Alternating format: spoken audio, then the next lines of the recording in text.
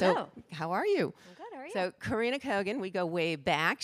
John mentioned I do a BTS Brand Insider BTS series. It's a video podcast, and Karina was one of the people I featured. She's pretty amazing. She has been with Peloton, with Oura Ring.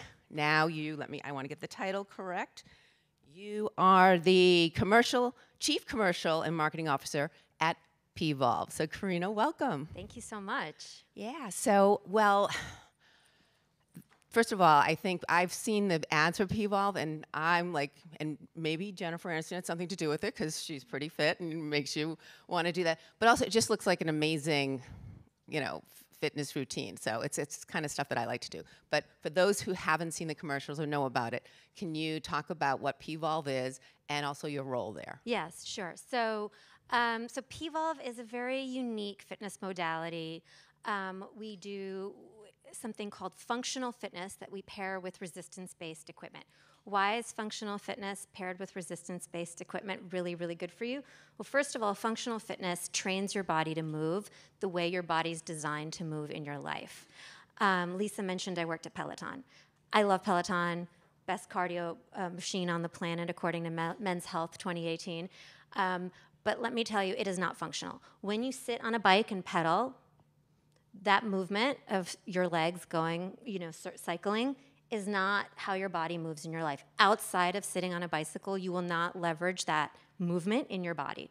Our bodies move across 3 planes of motion. And so functional fitness trains you to move across 3 planes of motion, just the way you move in your life. When you pair resistance-based equipment with those movements, you start to build strength. And that strength helps you with your musculoskeletal health, with your core, with your posture, with your mobility, your stability, your ability, your flexibility.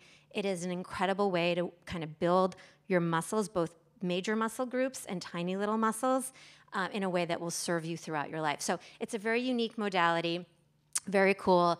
You guys should still keep riding your Peloton, but you could add Pvolve to the mix. So Karina can not only get you fit, she can help you with your marketing strategy. Yeah. So we'll keep that in mind. All right, so now we have this launch with Jennifer Aniston, which, of course, she's a perfect spokesperson for a product like this. But talk about the launch and the campaign and your media mix. Yeah, so one thing that is, you talked about authenticity, and I really, it's important to know that Pvolve did not actually reach out to Jennifer Aniston. We never in a million years thought that we could afford Jennifer Aniston. Jennifer Aniston was actually doing Pvolve at home during the pandemic when we were all on lockdown. And she reached out to Pvolve. Actually, her manager reached out to Pvolve on LinkedIn. So Dave, who's a master user of LinkedIn, might hear from Jennifer Aniston one day on LinkedIn. I don't know. But her management reached out and said, how can we get involved? Because her passion and her interest in the brand and in the modality was authentic. So after reaching out, how could you say no to Jennifer Aniston? We did strike a deal with her for her to become an advisor to the company, a partner to the company, and of course, in many ways, the face of the brand. And we could play the commercial, and then I'll tell you a little bit more about the campaign. I don't know if we...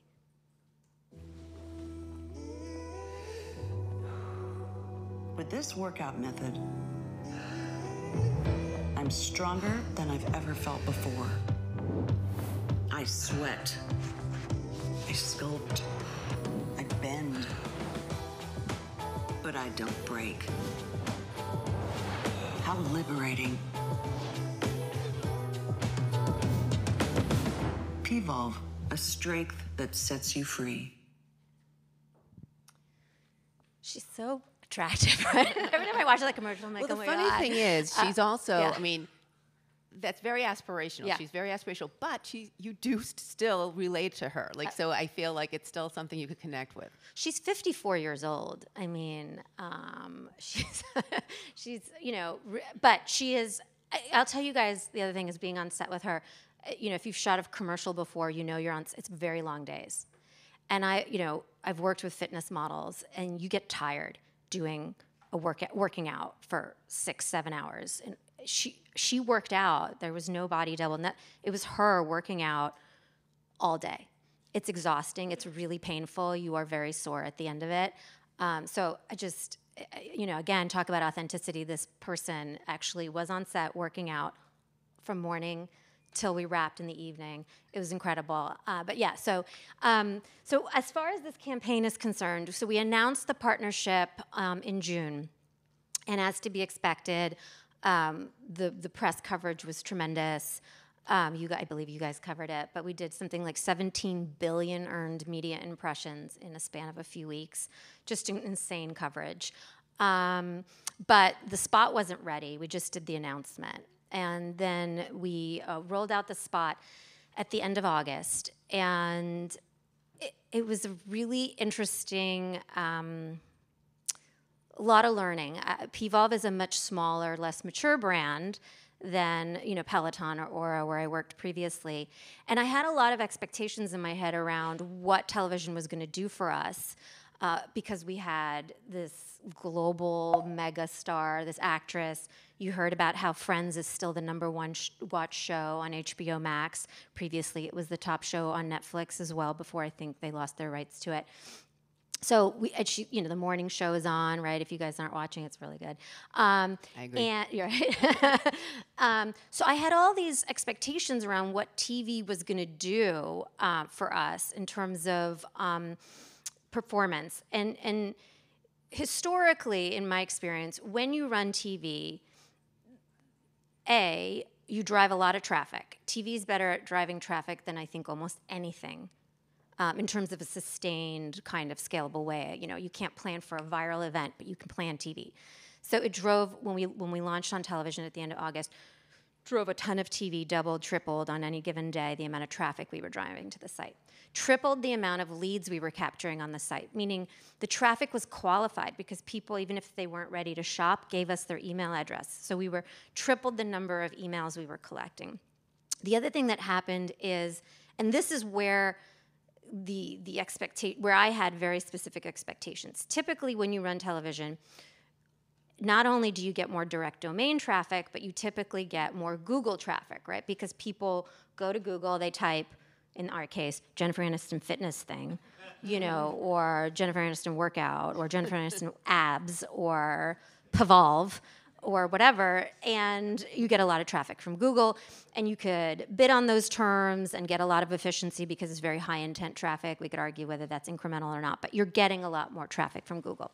The other thing that typically happens is your other performance marketing mix, particularly Meta, those CACs tend to come down. Why? Because before ASC, I don't know if there's any buyers in the room who use ASC on Meta versus prospecting and retargeting. But typically, your Meta performance also gets way more efficient.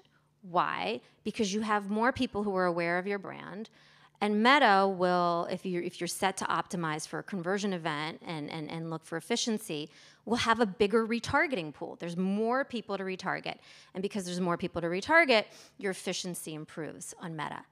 And weirdly enough, while that happened, it didn't happen enough to maintain a stable ROAS, meaning our ROAS went down, got worse. And that was an unexpected result for me. Even though our click-through rate doubled, our conversion rate went down, obviously because we had way more traffic, so a lot of, but the improvement in the click-through rate just did not we did not improve our ROAS, or even if you expect your ROAS to go down because television's more expensive, it went down so much that we actually had to cancel television, which broke my heart as someone who worked in cable TV. I worked at Warner Media and has bought hundreds of millions of dollars of television advertising in my career. It was painful to take Jennifer Aniston off television, but we had to do it. And part of the other reason is not only did the ROAS became unsustainable, because as Dave mentioned, the TV ecosystem is it really is fragmented. And when you're a really big company, and you have a lot of business intelligence or analysts in your team, and you have a lot of tech, and you have a big ad agency like Horizon Media buying for you, and You can process all of those fragmented bits of data and actually come out with a fair amount of analysis to help you make informed decisions. Pvolve is a tiny company. And for us to sort of figure out what was going on fast enough to pivot was not sustainable. So we went off air and we're sort of kind of recalibrating, time for plan B. I think we will go back on TV, but it took us a minute to collect all the data, right? We were buying OTT, which works off a pixel. We were buying linear, which, we were using the spike model and looking at, our incremental lift over the previous baseline. And all these bits of data were just so hard to piece together that we just needed a minute to figure it out. So talk about that. So obviously you're going to go back to TV, you said. But so what did you learn in the interim? In terms, what channels were working? Was it just because you were so high with the earned media with Jennifer Aniston that maybe there was no way to keep up with that? What are you going to do differently when you go back to TV? That's such a great point. Yeah, it's possible that the earned media was a false signal in our reporting, meaning that TV wasn't actually as incremental as we thought it was. It was the latent impact of all that press. Even though the press event and the television launch were far apart, it's possible that the testing that we were doing, that TV was taking credit for earned, that it shouldn't have been taking credit for. And the reason that is especially possible is because when I compared the performance of our OTT media to our linear television performance, OTT was awful compared to linear, which makes sense if because linear is more likely, right, to take credit because of the way you track than OTT. And so that was one signal to us, is how is it possible that OTT would be so, it's more expensive. CPMs are more expensive on CTV than the CPMs we were getting on linear. And at first I thought it was the CPMs that were, kind of the reason for the efficiency. But the more I dug in, I was like, well, maybe the linear guys are just taking too much credit for too many sales. Yeah. Okay, so Ben, backing it up again to what I asked earlier in terms of what are you going to do differently? So when you turn TV back on, what's going to be different? And what else are you still going to keep OTT, or what other channels will you keep part of that mix? Yeah, we'll probably be a little slicker in measurement on linear with ACR and how we measure it. I was trying to save money, but I might need to just add more tools, which I didn't pay for before, to help us get to better fidelity around the performance of linear. We'll probably also pulse our media on and off, as opposed to being always on. The reason for that is the customer path to purchase on Pvolve is actually a bit long. And so if I look at my data, I actually could see that I think that there's a latent impact of the TV. It's just, it wasn't in period, meaning it's happening a week to 2 weeks later. And so, because you could see if you break out, ASC is a black box. So in other words, in Meta, you can't see how many of your impressions are retargeted versus how many impressions are prospecting. But what I did see was a latent impact and efficiency on Meta. So if I maybe switch off ASC, or I just add a retargeting campaign on Meta, I might be able to see, in other words, I might be able to see the latent impact on Meta from, from television. So that might be something else we do, because it really is an ecosystem, right? All these pieces of media are all working together. They're all related. It's the campaign is for the customer, not for the advertising community. Meaning the customer, they're just experiencing Pvolve in the wild. They're not, right? Like, you see a commercial, then you see an Insta post, then you read something on, on whatever, Cosmo, right? It's all an ecosystem working together. And as a small company, collecting all that data and kind of reading it properly is really, really tough for us right now. But we did learn a lot. And like I said, I think we'll start to break out our campaigns so that we can better attribute certain events to, down the line to each other. Does that make sense? Sorry, that was a little bit of a ramble, but no. Well, I have one more question, but then we're going to open up to you guys. So if you have any questions, but so it sounds like you're sort of what I mentioned earlier, and what it seems to be what the industry-wide is doing is, instead of going after that, just that linear, you're also adding with the other channels to the traditional. Like you have to rely on, say, the Meta or the Instagram or YouTube or whatever it may be, or anything, magazines that you were talking about, in order to correspond with the linear investment. Yeah, I mean, each piece of media you buy and each piece of creative you traffic into that media platform, right, touches the consumer at different points of their path to purchase, right? They're different points in their kind of relationship with you. TV is fantastic for our brand, as an awareness driver. You put Jennifer Aniston on a commercial in television, it's going to be a great awareness driver. It might not drive a ton of sales because you're still like, what is Pvolve? What is functional fitness? What do you mean 3 planes of motion?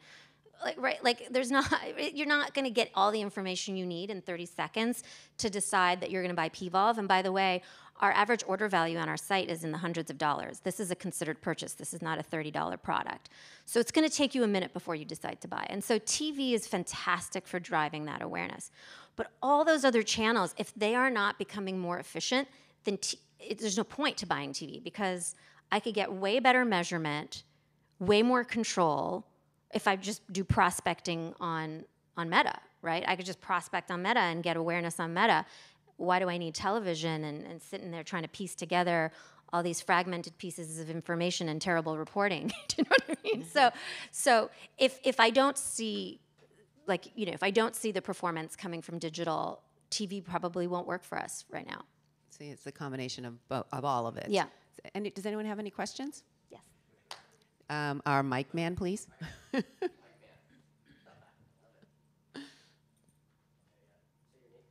Who you are, where you from? Dave Morgan, Simon Media. Karina, that was great. Thank you. I was wondering when I was listening to it, if you look at some of the case studies from folks like Dollar Shave Club, where they had built search really solid and then went social and then started distributing video before hitting TV. They sort of built some different baselines. Might that have been it? Just go slower. Yeah, go a little more crawl, walk, run, and because I'd want to go on TV if I had that creative available. So I know, but that was the thing for me. Is, what's interesting? So Jen has worked for a lot of brands, Vital Proteins. They didn't really do TV, Smart Water. I don't think. The reason, so I had looked at other companies that she had been an ambassador for, and a lot of them did not do television advertising. The reason I was so bullish on it was, there's 2 reasons. One is, Pvolve is actually a lot harder to explain than Smart Water.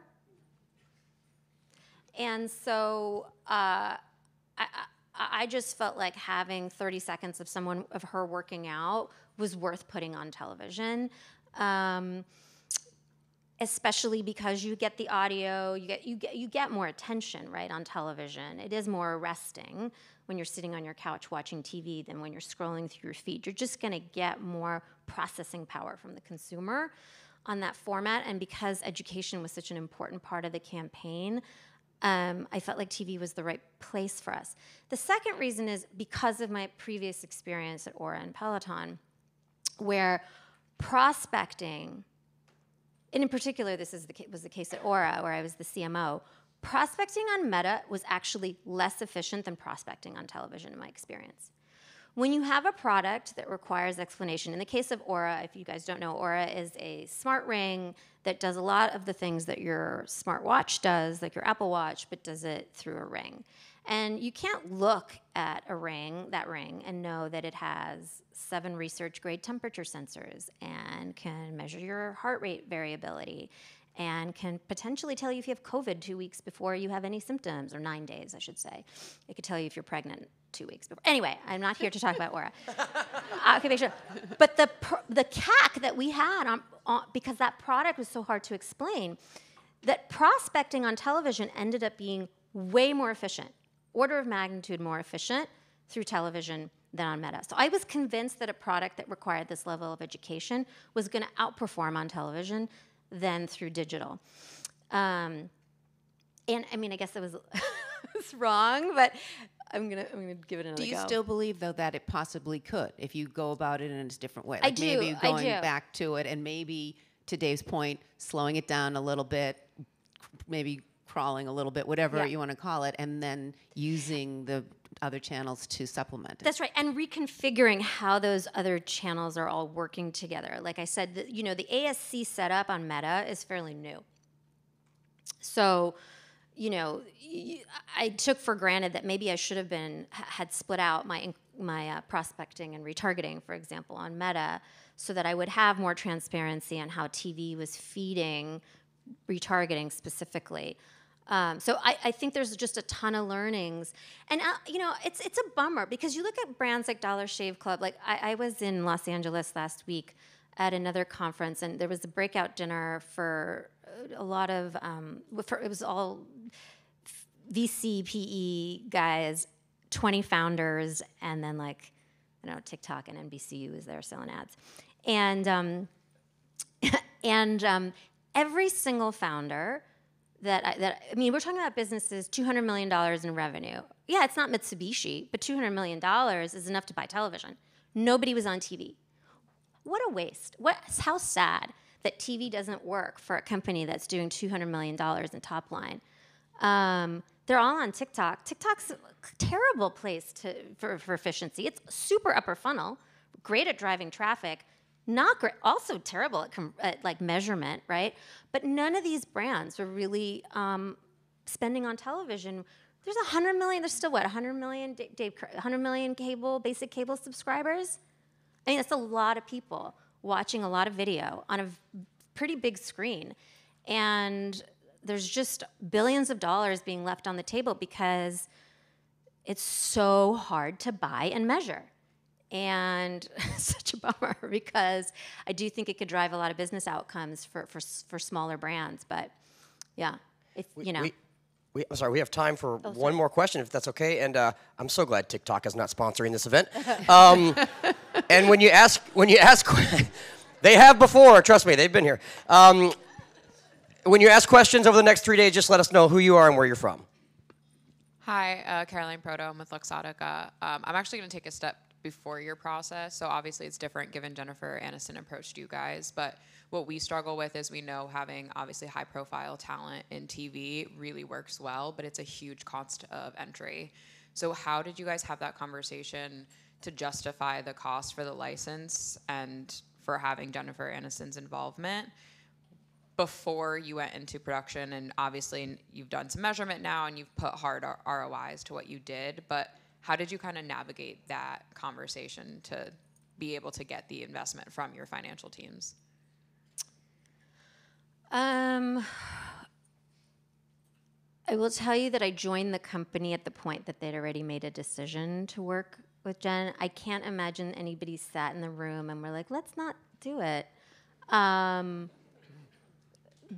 But also the deal that we have with her, it's not like an endorsement deal. It's not a traditional. She legitimately is a part of the company, and there's a lot of sort of alignment around incentives. So I think it's a bit different than just paying a talent to appear in your commercial.